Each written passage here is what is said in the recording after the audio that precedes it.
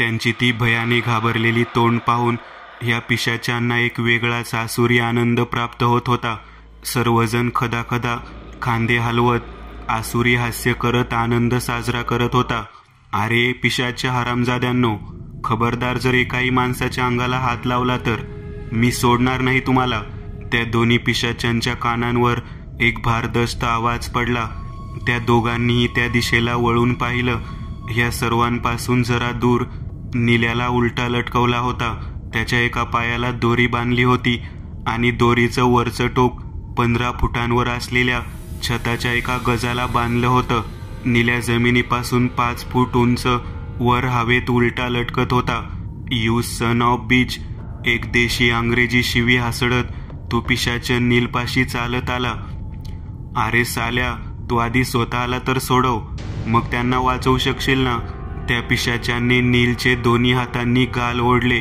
बॉसने तुला जिवंत ठेवायला सांगितलं आहे म्हणून, नाहीतर आताला तुझी मेजवानी बनवली असती.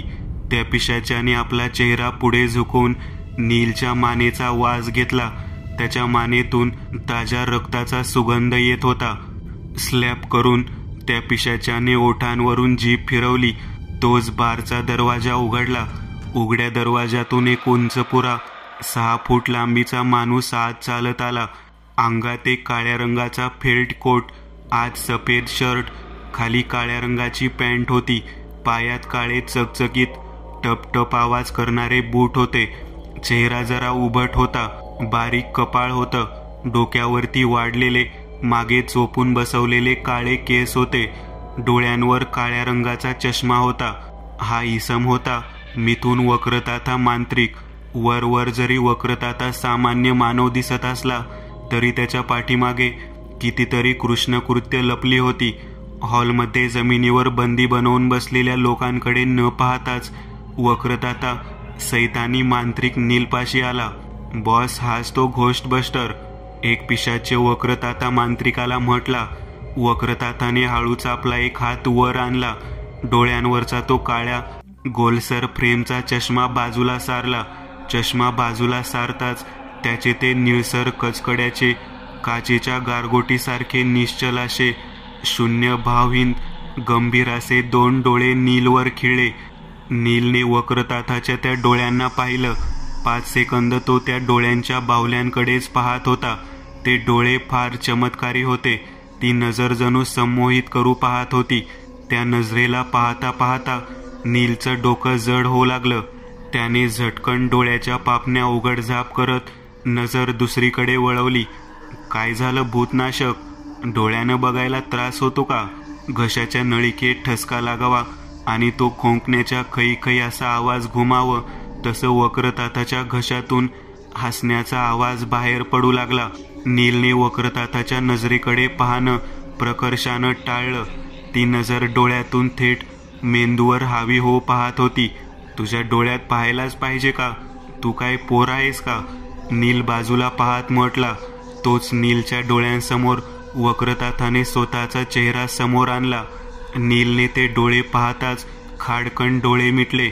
वक्रताथा आपल्या निळसर मायावी बुबुळांनी एकटक जबडा उघडून छन्नी हसत त्याच्याकडेच पाहत होता. भूतनाशक्या, तुला माहितीये का, मी इथे तुला भेटायला नाही आलो. तुझा तो मैतर कुठं आहे? वक्रताथाने आपला सफेद रंगाचा ग्लोव्ज घातलेला हात नीलच्या चेहऱ्यावर ठेवला. प्रेमाने लाडाने त्याला गोंजरू लागला. सांग मले कुठे आहे त्यो, सांग मले कुठे आहे त्यो. वक्रताथा प्रत्येक शब्दासरशी 5ही हातांची बोटं नीलच्या गालावर प्रेमाने फिरवत होता. सांगू? नील डोळे बंद अवस्थेतच हसला. होय होय, सांग बघू, वक्रताथा मधाळ आवाजात म्हटला. नक्की सांगू? नील पुन्हा हसला. होय बोल की माया राजा. वक्रताथाने एक कान नीलच्या तोंडासमोर आणला. नीलने हळूच डोळे उघडले. नीलने त्याच्या हाताला असलेल्या चौकोनी गॅजेट वॉचमध्ये पाहिलं. वॉचवरची स्क्रीन लाल रंगाने उजळली होती आणि त्या चौकोनी स्क्रीनवर एक जे नावाचं इंग्रजी अक्षर दिसलं जात. त्या अक्षराजवळ 50 मीटरचं अंतर दिसत होतं. तोच तो जे नावाचं अक्षर व तो मीटर वेगाने अंतर कापू लागला. 50, 49, 48 सप सट करत आकडे वेगाने हळूहळू कमी होऊ लागले. शेवटच्या क्षणाला आकडा 20 वर आला आणि तोच नीलच्या ओठांवर हसू पसरलं व तो इतकंच म्हटला, तो आला. नीलच्या वाक्यावर वक्रताताने हळूच वळून प्रश्नार्थक नजरेने त्याच्याकडे पाहिलं. तोच एका गाडीच्या इंजिनच्या घरघराटाचा आवाज हळूहळू टीव्हीचा आवाज वाढावा तसा वाढत सर्वांच्या कानांना ऐकू येऊ लागला. नीलने हळूच घड्याळाच्या स्क्रीनवर पाहिलं. जे नावाचं अक्षर आणि अंतर फक्त 5 मीटरच दाखवत होतं तोच त्या इंजिनच्या घरघराटासहितच धाड असा एक मोठा छातीत कळ आणणारा आवाज झाला. त्या आवाजासहितच बारच्या त्या काचेच्या मुख्यद्वाराच्या लहान काचांचे तुकडे होत खळ असा कानांचे पडदे फाडणारा आवाज करत चिरफाळ्या उडाल्या आणि त्या दरवाजातून 2 पिवळ्या हेडलाईट्स पेटलेली महिंद्रा XUV 700 मॉडेल काळ्या रंगाची गाडी बारमध्ये वेगाने आत घुसली. गाडी आत घुसताच ती न थांबता वेगाने पुढे आली. गाडीच्या बोनेटपासून 10 मिनिट अंतरावर 2 पिशाच्य लोकांच्या मागे उभे होते. त्याच 2 पिशाच्यांना गाडीने वेगाने धडक दिली. दोघेही गाडीच्या बोनेटला धडकून पुढे असलेल्या भिंतीवर जाऊन आदळले. कोंबडीची अंड फुटावं तशी दोन्ही पिशाच्य वेगाने भिंतीवर आदळताच दोघांच्याही देहाची पांढरी राख झाली. त्यांचा जागीच अंत झाला होता. एक मोठा आवाज होत गाडीचे ब्रेक्स दाबले गेले. ब्रेक्स दाबताच चंदेरी रंगाचे व्हील्स टायर्स आवाज होत थांबले. परंतु खाली रस्ता नसून स्टायलिश फरशी होती. फरशीवर गाडी न थांबता स्लिप होत पुढे निघून गेली व जाऊन थेट वेगानं भिंतीवर आदळली. त्या धडकेने गाडीची पुढची बोनेट चेंबली गेली. इंजिन केव्हाचंच डॅमेज झालं होतं. गाडीच्या बोनेटातून सफेद रंगाचा धूर बाहेर पडत होता. ही गाडी ओळखीची का वाटते? नीलने डोळे बारीक करून त्या गाडीची नंबर प्लेट पाहण्याचा प्रयत्न केला, जी की त्याचीच होती. व जशी ओळख पटली त्याचा संताप, राग, दुःख, पीडा सर्व बाहेर पडलं जात तो ओरडला, माझी गाडी. गाडीच्या बोनेटमधून सफेद रंगाचा धूर बाहेर पडत होता. पूर्णतः बारचा हॉल पांढऱ्या धुराने मंदपणे भरायला सुरुवात झाली होती. त्याच धुरावरून ती लाल पिवळी हिरवी लेझर लाईट स्पर्शून जात होती. बारमध्ये ह्या घडलेल्या प्रसंगाने गडद अशी शांतता पसरली गेली होती. कोणीही असे काही घडेल किंवा घडणार आहे ह्याची कल्पनाच केली नव्हती. वक्रताता मांत्रिकाची निळसर कचकड्याची नजर सफेद धुरातून थोडाफार दिसणाऱ्या त्या काळ्या गाडीवर ड्राईव्ह सीटच्या दरवाजावर खिळली होती. तोच हळूच तो दरवाजा उघडला. तेवढ्या वेळेपुरता त्या क्षणाला वेळेची गती मंदावली. जगाची वेळ काळ जणू तासाच्या काट्यागणिक धावू लागली. दरवाजाजवळून पांढऱ्या रंगाचं धुकं जात होतं. तोच दरवाजातून एक काळा चकचकीत बूट, मागे एक काळी पॅन्ट असा पाय मंद गतीने धुक्याला आजूबाजूला सारत बाहेर आला व पुढच्या क्षणाला त्या दरवाजाच्या कडेवर 2 हात पडले. हातात काळा शर्ट होता. काळ्या शर्टच्या बाह्या दुमटल्या होत्या. त्याच उजव्या हातावर एक काळ्या शाईपासून बनलेला धारधार पातीच्या बाणाचा टॅटू होता. त्या बाणाच्या पुढच्या पातीवर एक ऊर्जा स्रोत, शक्तीचा पुरवठा उत्पन्न झालेला दिसत होता. त्या दोन्ही हातांनी दरवाजाच्या कडेला गच्च धरलं व सर्व शरीर गाडीच्या ड्राईव्ह सीटवरून बाहेर झोकून दिलं. सर्वप्रथम त्याचे 2 काळ्या पॅन्टचे चकचकीत बुटांचे पाय बाहेर आले. मग कमरेचा भाग बाहेर आला. आत काळ्या रंगाचा फुलबाह्यांचा शर्ट होता. त्या शर्टची छातीवरची 2 बटन खुलली होती. त्या बटनांमधून त्याच्या गळ्यात असलेला लॉकेट दिसत होता. ज्या लॉकेटमध्ये लाल रंगाचं मणी होतं. तो मणी म्हणजेच मृत्युंजय मणी होय. धप आवाज करत त्याचे दोन्ही काळ्या बुटांचे पाय फरशीवर आपटले. एक हवेचा झोत आला. त्या झोताने त्याच्या चेहऱ्याजवळ जमा झालेला धूर बाजूला सारला गेला. गोल चेहरा, क्लीन शेव, बारीकसं कपाळ, डोक्यावरचे केस आर्मी हेअरकट होते. डोळे लहान मध्यम होते. कोरीव भुवया होत्या. मित्र हो, तब्बल 4 वर्षानंतर तुम्हा सर्वांसमोर सादर आहे जैविक द घोस्ट बस्टर. गाडीतून बाहेर आलेल्या त्या तरुणाने आपला उजवा हात चाणाक्ष हालचाल करत पटकन मागे नेला व कमरेला खोवलेली चौकोनी चक्री बाहेर काढली. वेगानं हात पुढे आणत ती चक्री नीलच्या दिशेने फेकली. हवेतूनच ती चक्री गरागरा फिरत नील जवळ आली. त्याच्या पायाला बांधलेल्या दोरीवर आदळली. धारधार पातीच्या स्पर्शाने दोरी चिरली. वर हवेत लटकणारा नील वेगाने आ असा मोठ्याने ओरडत खाली वक्रताताच्या अंगावर जाऊन कोसळला. वक्रताता मांत्रिकाने नीलला आपल्या अंगावरून दूर फेकलं. त्याच्या 2 निळसर कचकड्याच्या डोळ्यांनी त्याने आपल्या सर्व पिशाच्य गुंडाकडे पाहिलं. अरे पाहताय काय, हाना साल्याला. दरवाजा बाहेरून 2 पिशाच्य धावत आत आले. वक्रताता मांत्रिक जिथे जमिनीवर पडला होता त्याच्या पुढ्यात 4 पिशाच्य उभे होते. त्यांनीही जैविक उर्फ जयला गराडा घातला. एकूण 6 पिशाच्यांनी जैविकला 4ही बाजूंनी रोखून धरलं होतं. त्याच्या त्या लालेलाल विस्तवी चकाकत्या नजरेनं ते जैविकला अत्यंत क्रोधित नजरेने पाहत होतं. त्याच्या जबड्यातले तीक्ष्ण पिशाची दंत हिंस्र श्वापदाप्रमाणे तोंडातून बाहेर आले होते. सर्वजण गुरगुरत जैविकला पाहत होते. आजूबाजूला बंदिस्त असलेली लोक मोठ्या आशेने जैविककडे पाहत होती. जैविकच्या रूपात त्यांना स्वतःची सुटका दिसत होती. काय रे जैविक, आता काय करशील रे? जायली का हवालीक? वक्रताता मांत्रिक खांदे हलवत म्हणाला. जैविकने त्याच्याकडे कसं तरीच पाहिलं. ए पोक्षा, जैविक नाही र. जयने हळूच मान खाली घातली. एक ओठात हसला व हळूच वर पाहत म्हटला, जैविक हाय म्या. जैविकने असं म्हणतच डावा पाय पुढे केला. उजवा पाय मागे नेत डाव्या पायावर सर्व शरीराचा तोल सांभाळत उजवा पाय वेगाने पुढे आणत एक लाथ समोर उभ्या पिशाच्याच्या छातडावर मारली. त्या लाथेच्या आघाताने तो पिशाच्य मागे जात 3 फूट उंच उडाला. वक्रताताच्या अंगावर पडणार तोच वक्रताता मांत्रिक चपळाईने बाजूला झाला. वक्रताताच्या मागे नील उठून उभा राहिला होता. तोच तो पिशाच्य जाऊन पुन्हा नीलच्या अंगावर पडला. दोघेही जमीनदोस्त झाले. नीलची हाड त्या पिशाच्याच्या वजनाने कडाकडा मोडली. एका पिशाच्याने जैविकचा डावा हात धरला. तोंड वासून जबड्यातले सुळे हातावर ठेवणार तोच जैविकने उजव्या हाताची पॉवरफुल बॉक्सिंग पंच त्या पिशाच्याच्या थोबाडावर मारली. वार इतका शक्तिशाली होता की एका फटक्यात तो पिशाच्य खाली कोसळला. त्याच्या देहाची काळी राख झाली. 6 मधले 2 तर गेले. आता उरले 4 होते. त्या 4ही जणांनी जैविक भोवती गोल गोल फिरायला सुरुवात केली. याच्या अंगातून रक्ताचा काय मस्त वास येतोय. घोस्टबस्टरचं रक्त गोड असतं हे ऐकलेलं खरं आहे वाटतं. एक पिशाच्या तोंडातले ते धारधार तीक्ष्ण पिशाची दंत ओठांवर दाबत म्हटला, नाही रे भाई, मला नाही वाटत माझं रक्त गोड आहे.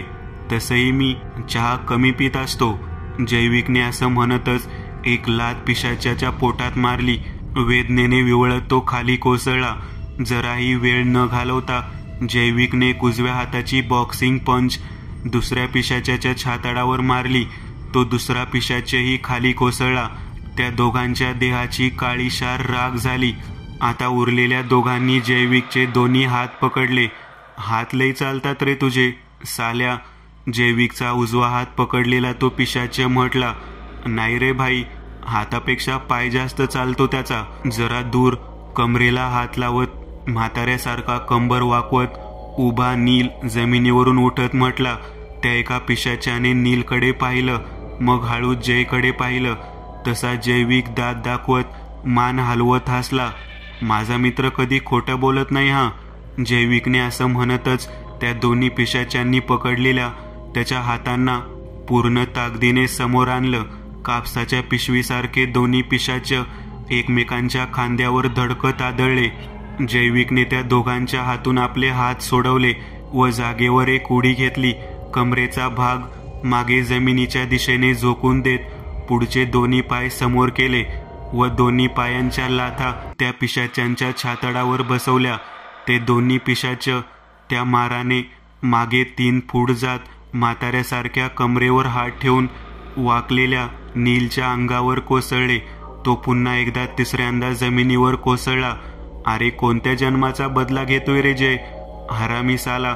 नील जमिनीवर कोसळलेल्या अवस्थेतच विवळत ओरडला. अबे मी काय केलं भाई, मला नको बोलू. मागे उभा राहायला मी सांगितलं का? चल गप्प बस आता, जैविकने नीलला म्हटलं व लागलीच त्याने मागे वळून समोर जमिनीवर बंदिस्त होऊन बसलेल्या लोकांकडे पाहिलं. तुम्ही सर्व निघा इथून, तुमचं काय काम नाही आता. पिक्चरची एंडिंग व्हायला आली, थिएटर खाली करा चला. जैविकने असं म्हणतच पुन्हा समोर पाहिलं. त्याच्या पाठीमागून हॉलमध्ये जमा झालेली सर्व माणसे उघड्या तुटलेल्या दरवाजातून सटासट बाहेर पडताना दिसत होती. तू हे ठीक नाही केलं भूतनाशक, तू माझ्या पिल्लांना फुकीट घालविलंस, माझ्या पिशाच्यांना मारलं तू. वक्रताता मांत्रिकाने त्याचे दोन्ही निळसर कचकड्याचे डोळे मोठे करत वटारले. रागानं त्याचा संताप अनावर झाला होता. सर्व शरीर थरथरत होतं आणि त्या थरथरणाऱ्या देहातून एक निळ्या रंगाच्या धुराची वाफ हलके हलके बाहेर पडत होती. त्याच्या निळ्या रंगाच्या कचकड्यांची बुबळ, ती बुबळ निळ्या रंगानं चमकून उठली होती. वाढलेले डोक्यावरचे केस वर हवेत उडू लागले होते. वक्रताता मांत्रिकाने एका सैतानी शक्तीची सिद्धी प्राप्त केली होती, तिचाच हा परिणाम होता. वक्रताता मांत्रिक त्याचं मानवी रूप सोडून एक हैवानी रूप धारण करत होता.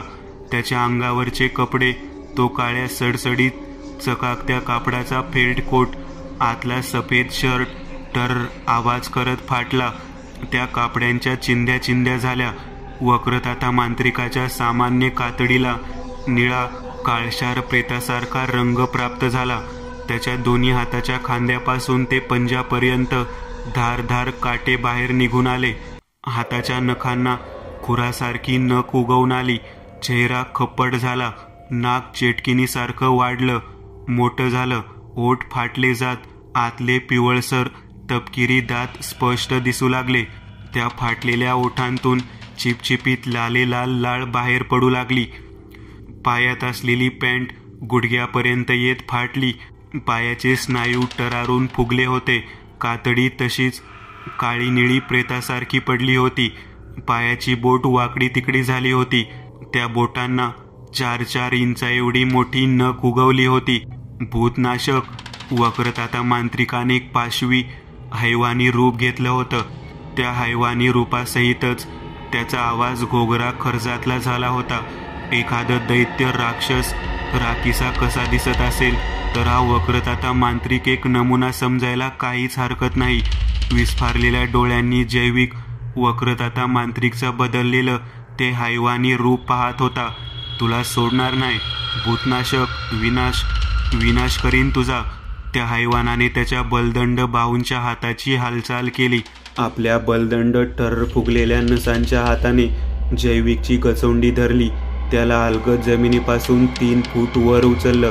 जैविकने उजवा पायाच्या 2 लाथा त्याच्या मांड्यावर मारल्या, परंतु कसलं काय, त्या हैवानाला लागतच नव्हतं. जणू त्याची कातडी जणू लोखंडाची झाली होती. पकड हळूहळू मजबूत होत होती. जैविकला श्वास घेणं जड जात होतं. त्या हैवानाचे ते निळसर कचकड्याचे डोळे तीव्र प्रकाश फेकत चकाकत होते. जैविकने उजव्या हाताची मूठ आवळली. हाताचा कोपरा मागे नेत देहात असलेल्या सर्व शक्तीने हाताची पंच पुढे आणली. आवाज करत एक बॉक्सिंग पंच त्या हैवानाच्या थोबाडात लगावली, परंतु काहीच झालं नाही. उलट तो हैवान खदाखदा हसू लागला. त्याच्या फाटलेल्या ओठांतून लालसर रंगाचं द्रव झिरपत खाली पडत होतं. जैविकचे श्वास कमी पडू लागले होते. त्याने त्या हैवानाच्या मागे पाहिलं. नील कसाबसा जागेवर उभा राहिला होता. जयने डोळ्यानेच नीलला ये असा इशारा केला, परंतु त्या हैवानाची उंची पाहून नीलची भीतीने फाटून हातात आली होती. त्याने नाही करत मान हलवली. जयने पुन्हा ये असा इशारा केला. नीलने पुन्हा नाही करत मान हलवली. तोच त्या हैवानाने जैविकचा तो इशारा पाहिला. त्याने हळूच तिरकस कटाक्ष मागे टाकत निळसर कचकड्याच्या डोळ्यांनी मागे वळून पाहिलं. मागे पाहताच त्याच्या थोबाडावर आसुरी हास्य पसरलं. त्याने जैविकला एका हातानेच दूर भिरकावून दिलं. तो जाऊन थेट कारच्या दरवाजावर आपटला. पाठ दरवाजावर आपटताच खळकन काच फुटली. दरवाजाचा पत्रा चेंबला गेला. जैविक फरशीवर वेदनावस्थेत खाली कोसळला. हळूच त्याने दोन्ही डोळ्यांच्या पापण्या मिटून घेतल्या. त्या हैवानाने असं म्हणतच गरकन गिरकी घेतली. गिरकी घेताच त्याचे डोक्यावरचे वाढलेले केसही भिंगरीसारखे फिरून समोर आले. त्या हैवानाचं ते भयंकर भय उत्पन्न भेसूर असं रूप पाहून नीलचे दोन्ही लेग पीस तंगड्या ताप भरलेल्या रोग्यासारख्या थरथरू लागल्या. राम राम राम. नीलने दोन्ही हात जोडले. थरथर कापतच तो देवाचा धावा करू लागला. ए गप, मी काय भूत नाही जो तुझ्या देवाचं नाव घेतल्यावर पळून जाईन. म्या हैवान आहे, हैवान. त्या हैवानाने हळूच आपला एक हात वाढवला. नीलची गचोंडी धरली. हळूहळू करत त्याला वर उचलला. नीलचे डोळे वर गेले. चेहरा श्वास न मिळाल्याने काळा निळा पडू लागला. हातपाय त्या हैवानाच्या अंगावर मारत नील स्वतःला सोडवू पाहत होता. परंतु पकड काय सामान्य होती. सुटणं फार अशक्य होतं. नीलचे सर्व भूतनाशक यंत्र हत्यार पिशाच्यांनी काढून घेतली होती. बिन हत्यारांनी तो फक्त एक सामान्य मानव होता. जय हेल्प, जय उठ. नील कसं तरी तोंडावाटे बोलण्याचा निष्फळ प्रयत्न करत होता. जैविकच्या बंद डोळ्यानाड नीलची साद ऐकू येत होती. कान टवकारले जात होते. नाकावाटे गरम श्वास बाहेर पडू लागले होते. त्याच्या हातावरचा तो काळ्या शाईचा धारधार पातीच्या बाणाचा टेटू, त्या टेटूच्या पातीवर असलेला शक्ती पुरवठा उत्पन्न झाल्याचा तो सूर्यासारखा काळा गोल चिन्ह, त्या चिन्हावर अचानक एक हिरवट रंगाचा प्रकाश उत्पन्न झाला. जैविकच्या सर्व शरीरात एक रसरसत्या शक्तीचा नवप्रवाह संचारला. पायाच्या मुळापासून ते मेंदूपर्यंतच्या सर्व नसानसांतून, रक्तपुरवठ्यातून, धमन्यांतून काहीतरी वेगानं चंदेरी प्रकाशाने वाकडं तिकडं दौडत धावलं. मेंदूला जोडलेल्या नसांना जसं त्या शक्तीचा स्पर्श झाला. जैविकने खाडकन डोळे उघडले. त्याचं सर्व शरीर एका नव्या शक्तिशाली चेतनेने भारून उठलं होतं. सर्व शरीरात एक अखंड धगधगता ऊर्जा स्रोत जाणवत होता. तो बाणाचा टेटू हळूहळू पाण्यात रक्त मिसळावं व पूर्णतः साफ आणि लाल व्हावं तसा तो हातावरचा काळा टेटू हिरवट रंगाने चमकून उठला होता. एक हात जमिनीला टेकवत गुडघ्याच्या वाटीवर सर्व शरीराचा दाब देत तो उभा राहिला. ए सैतानाची अवलाद, मागे बघ, तुझा बाप आलाय.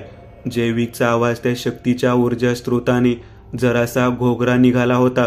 त्या 6 फूट उंच हैवानाने नीलचं शरीर पंजाच्या पकडीतून मुक्त केलं. तसं नीलचं शरीर 3 फूट उंचावरून खाली जमिनीवर कोसळलं. त्या हैवानाने जागेवरून एक गिरकी घेत मागे वळून पाहिलं. त्याच्या निळसर चकाकत्या डोळ्यांना जैविक दिसत होता. ए भूतनाशक, तुझं काम तमाम करतंय हो. त्या वक्रताता हैवानी मांत्रिकाच्या तोंडून भसाडा आवाज बाहेर पडला. जैविकच्या देहात एक अलौकिक शक्तीचा संचार झाला होता. शरीरातील एक अवयव धगधगत्या घुमसत्या शक्तीने भारल्यासारखं भासत होतं. जैविकने जागेवरून एक उडी घेतली. त्याचं सर्व शरीर हवेत 5 फूट उंच उडालं. वेळेची हालचाल अगदी मंद गतीने घडत होती. हवेतच जैविकने उजव्या पायाचा गुडघा जरासा वर केला. डावा पाय अगदी ताठ सरळ ठेवला आणि त्या क्षणाला उजव्या हाताची मूठ आवळली. ती आवळलेली मूठ जैविकने हळूच बंदुकीसारखी त्या हैवानाच्या दिशेने समोर धरली. हाताच्या वरच्या भागावर असलेला तो बाणाचा टेटू जणू जिवंत झाला. असा आवाज करत बाण वेगाने हातातून बाहेर पडला. जैविकच्या शरीरापासून तो काळ्या टेटूचा बाण बाहेर पडताच त्याची 10 इंच आकृतीची लांबी वाढली. तब्बल 1 फूट लांबीचा हिरवट छटेने चकाकणारा तो बाण बुलेट ट्रेनच्या वेगाने हवेला कापत वक्रताता हैवानी मांत्रिकाच्या दिशेने प्रस्थान झाला व पुढच्या क्षणाला त्या बाणाच्या धारदार कर्सरच्या पातीने वक्रताताच्या छाताडाचा वेध घेतला. सपक असा कातडी फाटल्याचा आवाज करत तो हिरवट रंगाचा बाण वक्रताताच्या छाताडाला भेदत थेट काळजात घुसला. त्या हैवानाच्या काळजाला त्या बाणाच्या पातीचा धारधार स्पर्श होताच काळीज फुटलं, चिरलं गेलं. विचित्र स्वरात ते हैवान वेदना व्यक्त करत ओरडलं. ओरडताना त्याच्या तोंडातून हिरवट रंगाची लाळ बाहेर टपकू लागली. तो हैवान एक पाय वाकवून खाली जमिनीवर बसला. तोच जैविक हवेतून खाली आला. थेट त्या हैवानाच्या चेहऱ्यासमोर येऊन उभा राहिला. जैविकने गळ्यातला मृत्युंजय मणीचा लॉकेट काढलं, उजव्या हातात धरलं. मग तोच उजवा हात वर आणला. 5ही बोटांच्या हाताची मूठ आवळली व जशी मूठ आवळली त्या मुठीतून लाल रंगाची प्रकाश किरणे बाहेर पडण्यासाठी धडपडू लागली. त्या मुठीत मृत्युंजय मणीची शक्ती कार्यरत झाली होती. वर उचललेला हात जैविकने तिप्पट तीव्र प्रकांड वेगाने पुढे आणला व एक पॉवरफुल बॉक्सिंग पंच त्या हैवानाच्या थोबाडात लगावली. वार इतका बेभान असीम शक्तिशाली होता की त्या फाईटने त्या हैवानाची मान 360च्या अंशात गरकन फिरून मागे वळाली. तो हैवान एका झटक्यात गतप्राण झाला. जैविक चालत चालत नीलपाशी आला. ए नील्या उठ, झोप काढायची वेळ आहे काही. जैविकने हळूच नीलच्या खांद्याला हात लावला. तसा तो खोकत खोकतच जागा झाला. ओके भाई. जयने नीलच्या खांद्यावर हात ठेवला. मी ठीक आहे, नील म्हटला. जैविकने नीलला खालून हाताला धरून वर उठवलं. जैविकने नीलचा एक हात स्वतःच्या खांद्यावर ठेवला. भाई, यू ओके का? जयने विचारलं. हा मी ठीक आहे रे, पण तुला यायला वेळ का झाली? अजून जरा थोड्या वेळाने आला असता तर बकऱ्यासारखा कापला असता मला ह्यांनी. अरे भाई, ते आपली KTM बिघडली ना, मग काय करणार? तुझी महिंद्रा घेऊन यायला लागली, जैविक सांगत म्हटला. तोच नीलचं महिंद्र हे वाक्य ऐकून अंगाचा रागाने तिलपापड झाला. त्याचे डोळे विस्फारले, चेहरा पांढरा पडला. तो हे विसरूनच गेला होता की जयने आपली प्यारी दुलारी काळ्या रंगाची महिंद्रा XUV 700 डोळ्यांसमोर तिची वाट लावली. ते जय, नीलने प्रेमाने जयला साथ दिली. तू माझी महिंद्रा घेऊन आलास भावा? हो रे भावा, तुला वाचवण्यासाठी काय पण. जयने लाडात येत नीलच्या छातीवर डोकं ठेवलं. हो का? पण तुझ्या KTMला झालं काय होतं रे? तिला तर मी कालच रिपेअर केली होती ना. नीलचा चेहरा राकड झाला. चेहऱ्यावर रागीट भाव पसरले. त्याच्या त्या वाक्यावर जयने हळूच त्याच्या छातीवरून डोकं काढून घेतलं. 2 पावलं चालत त्याच्यापासून जरा दूर आला. तू गाडी रिपेअर केली होती? जयने हलके चावंडा गिळला. इकडे नीलने बाजूचं एक दांडकं उचलून हातात घेतलं. अबे हरामी, माझी गाडी फोडली साल्या. थांब तुझ्या तर. नील मोठ्याने ओरडला. लंगडत लंगडतच जयला मारायला धावला. दोघांचीही पकडाम पकडाई सुरू झाली.